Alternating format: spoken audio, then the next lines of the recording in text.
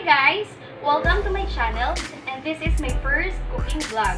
Ngayon po ay magluluto tayo ng soft puto cheese. Sa recipe na ito, kailangan po natin ng 2 cups of cake flour. Pwede rin po kayong gumamit ng all-purpose flour, pero mas prefer kong gumamit ng cake flour. 1 cup of white sugar. Kailangan din natin ng 1 tablespoon of baking powder. 1 cup of water. Kailangan din natin ng 2 large egg white. Kailangan din natin ng 4 tablespoons of butter or margarine. Kailangan din natin ng 12 tablespoons of evaporated milk. Slices of cheese para sa ating toppings. Sa recipe na ito, gagawa po tayo ng plain and colored puto. Ang available sa akin ay pandan, flavor, and color. Okay, mag-start na tayo. Sa malaking bowl, pagsasamahin lang natin ang cake flour.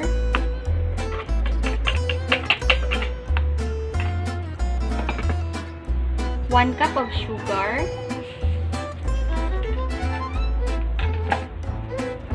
Tsaka 1 tablespoon of baking powder. Then, i-mix lang natin ang mga dry ingredients. So, na-mix na natin ang mga dry ingredients. Susunod natin ilalagay ang 12 tablespoons ng evaporated milk. Susunod ang 2 large na egg white.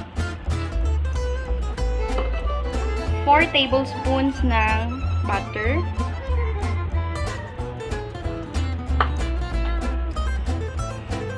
Tsaka 1 cup of water. I-mix lang natin ito ng mabuti hanggang sa ma-achieve natin ang tamang texture.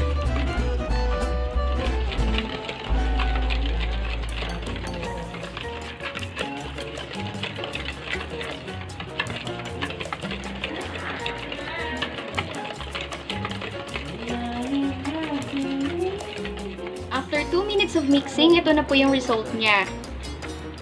Hahatiin ko lang 2 into 2 kasi yung isa plain, yung isa po colored puto. So, nahati ko na po ang ating mixture. Dito sa isang bowl, ilalagay ko lang po itong pandan, flavor, and color. Maglagay lang po tayo ng kaunti.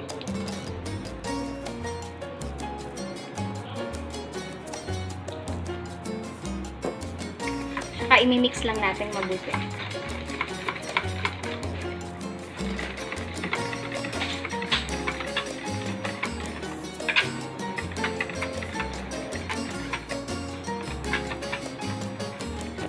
So, ito na po ang ating pandan flavored mixture. Ready na po siyang ilagay sa ating puto molder. So, meron akong molder dito na small and large. Na-brush na po ito ng butter. Kailangan po nating i-brush ng butter para hindi po dumikit ang ating puto mixture. So, ito na po. Nailagay ko na po sa molder ng puto ang ating mixture. So, ang kasya sa aking steamer ay 6 na maliit at 4 na malaki. Steam na. Ready na po yung steamer natin. Napapansin nyo, may tela po yung takip ng steamer natin para po ma-absorb yung tubig at hindi tumulo dun sa puto. Ilagay ko na po ang ating puto mixture sa steamer. I-check lang natin to after 5 minutes para lagyan natin ng cheese. After 5 minutes, umalsa na po yung ating puto. So, pwede na po natin ilagay ang ating slices of cheese. Ilagay ko na po ang ating slices of cheese. So, kokoberan ko muna to at mamaya i-check natin kung luto na. So, after 3 minutes, i-check natin yung ating puto. Gagamit lang tayo ng toothpick para i-check kung ito'y luto na. So, nasa nakikita nyo po, may dumikit pa po sa ating toothpick. So, kailangan lang natin ng 1 minuto ulit. After 10 minutes, luto na po ang ating pandan flavored and plain puto cheese. Kung nagustuhan nyo ang video na ito, huwag nyo pong kalimutang mag-like at subscribe sa aking channel for more videos.